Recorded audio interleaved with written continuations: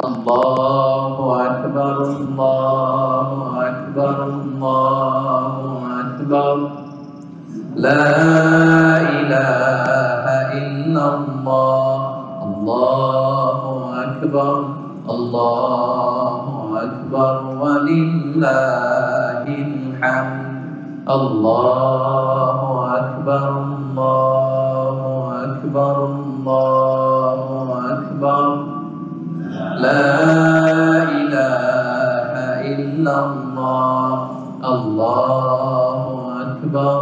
ছোট্ট দুধের শিশু ইসমাঈল জুরহুম গোত্রের ছোট্ট ছেলে মেয়েদের সাথে খেলাধুলা করে আস্তে আস্তে আরবি শিখতে শিখতে বড় হতে লাগলো। ছোট্ট বাচ্চা হাঁটতে পারে, দৌড়াতে পারে। এরকম যখন বয়স, আল্লাহ তাআলার আদেশে সাইয়েদনা ইব্রাহিম আলাইহিস সালাম আবার সে ফিলিস্তিন থেকে মক্কায় আসলেন। এসে অনেকদিন পরে স্ত্রীর সাথে দেখা, ছোট্ট শিশু ইসমাঈলের সাথে দেখা। ভালোবাসায় টইটুম্বুর, ভালোবাসা রাখার আর জায়গা নাই। ছেলেকে এত মায়া লাগে। আপনার ছোট্ট ছেলে যখন 10-12 বছর বয়স, মায়া লাগে না? আদর লাগে না অনেক? তো আল্লাহ তাআলা এবার পরীক্ষা করতে চাইলেন সাইয়েদনা ইব্রাহিমকে, দেখি যে তোমার হৃদয়ের ভেতরে, তোমার কলিজার টুকরা ইসমাঈলের ভালোবাসা বেশি নাকি আমি আল্লাহর ভালোবাসা বেশি? সুবহানাল্লাহ। এবার আল্লাহ তাআলা আদেশ করলেন, ইব্রাহিম তোমার হৃদয়ে সবচেয়ে প্রিয় যে জিনিসটা, সেটাকে তুমি আমার রাহে কুরবানি দাও। সাইয়েদনা ইব্রাহিম দেখলেন আমার হৃদয়ে ইসমাঈলের চেয়ে তো প্রিয় কিছু নাই। যে আয়াত দিয়ে শুরু করেছিলাম কেমনের ভাইরা, ফালাম্মা বালাগা মাআহু সাইয়া ক্বালা ইয়া বুনাইয়া ইন্নী আরা ফিল মানামি আন্নী আযবাহু। সাইয়েদনা ইব্রাহিম আলাইহিস সালাম এবার ছোট্ট ছেলে ইসমাঈলের সাথে কনসালটেশন করছেন, পরামর্শ। ফ্যামিলিতে পরামর্শ করবেন, নিজে নিজে সব সিদ্ধান্ত নেবেন না। সাইয়েদনা ইব্রাহিম আলাইহিস সালামের ফ্যামিলি থেকে এটা আমাদের জন্য শিক্ষা, যে পরামর্শ করতে হয়। ছেলেকে ডেকে বললেন, ইয়া বুনাইয়া ইন্নী আরা ফিল মানামি আন্নী আযবাহু।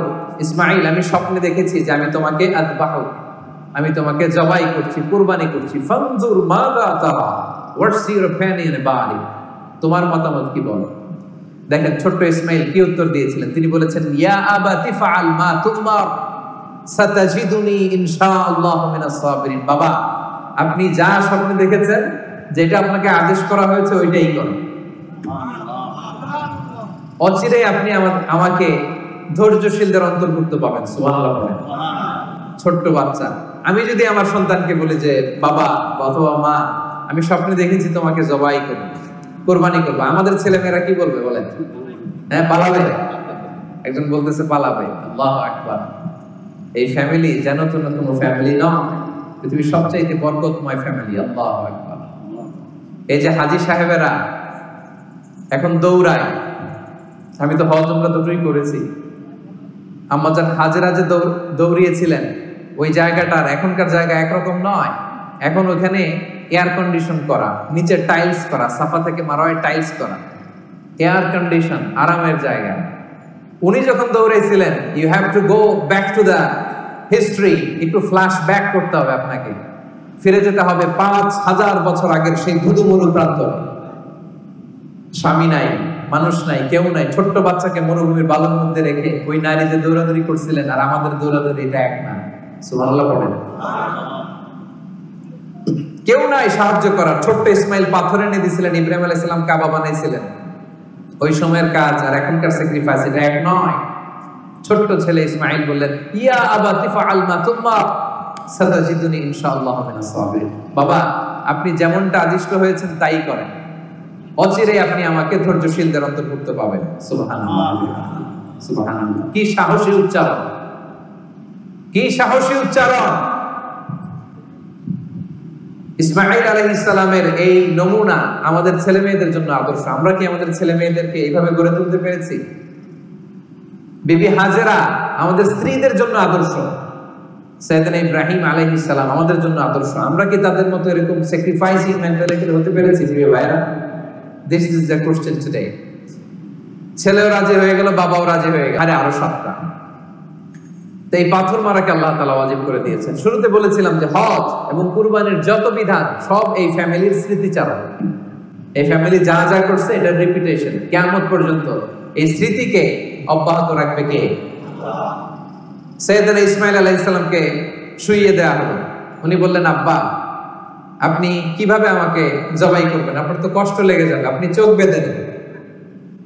আপনি চোখে কাপড় বেঁধে নেন, আমাকে উল্টো দিয়ে দিয়েছি। ওনার ধারণা আমি আমার ইসমাইলকে কি করেছি, কুরবানি দিয়েছি। কিন্তু চোখ খুলে দেখে ইসমাইল আলাইহিস সালাম বসে হাসছেন, আর এই পাশে জান্নাত থেকে পাঠানো বকরি কুরবানি হয়ে গিয়েছে। পড়েন আল্লাহু আকবার। এই দৃশ্যটা আল্লাহ তাআলার কাছে এত ভালো লেগেছে, কুরবানির এই দৃশ্য আল্লাহ তাআলার কাছে এত ভালো লেগেছে, কিয়ামত পর্যন্ত এই জিলহজের 10 তারিখ প্রত্যেক সামর্থ্যবান মানুষ যেন কুরবানি করে, এটা আল্লাহ তাআলা আমাদের উপর ওয়াজিব করে দিয়েছে। সুবহানাল্লাহ। তাহলে এই কুরবানি, এই হজ, এই সাফা মারওয়া সাই, জামারাতুল আকাবাতে পাথর মারা, এই সব কিছু একটা ফ্যামিলির স্মৃতিচারণ, সাইয়েদনা ইব্রাহিম আলাইহিস সালামের ফ্যামিলি, ঠিক কি না? এজন্য আমাদের ফ্যামিলিটাও এরকম হোক আমরা চাই কি চাই না? প্রিয় ভাইয়েরা, ফ্যামিলি হচ্ছে এই পৃথিবীর সবচাইতে শক্তিশালী প্রতিষ্ঠান। পৃথিবীর সব জায়গায় যদি ইবাদত বন্ধ হয়ে যায়, আমার ফ্যামিলির ভিতরে ইবাদতের চর্চা রাখার সুযোগ আছে না নাই? বাইরে নামাজ পড়া যায় না, বাইরে ইসলামের আলোচনা করা যায় না, বাইরে এটা করা যায় না, ওইটা করা যায় না, কিন্তু আমাদের ফ্যামিলির ভিতরে সুযোগ আছে না নাই? এজন্য আমাদের ফ্যামিলি নামক প্রতিষ্ঠানটাকে যেন আমরা শক্তিশালী করি। আমরা নিজেরা যেন নামাজি হই, আমাদের স্ত্রীদেরকে যেন নামাজি বানাই, আমার সন্তানদেরকে যেন নামাজি বানাই। আমরা নিজেরা যেন সাইয়েদনা ইব্রাহিম আলাইহিস সালামের মতো স্যাক্রিফাইসের মেন্টালিটি রাখি।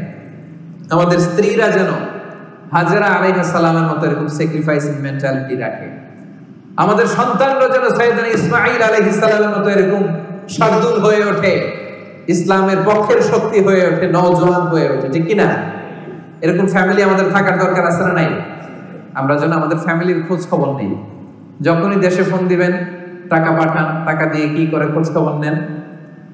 ঠিক তেমনি ভাবে আপনার স্ত্রী পর্দা করে কিনা, কোথায় যায়, এটা খোঁজ খবর নিতে হবে, ঠিক কিনা?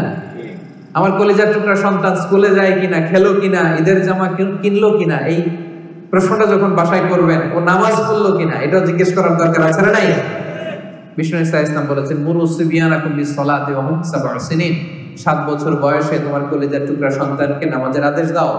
ওয়াদরিবুহুম আলাইহা ওয়া হুম আবনাউ 10 সিনিন, আর তাদের সাথে রূঢ় আচরণ করো, কঠিন আচরণ করো, প্রয়োজনে প্রহার করো যখন তাদের বয়স হয়ে যায় 10 বছর হয়ে গেলে নামাজের ক্ষেত্রে আর কোনো ছাড় নাই।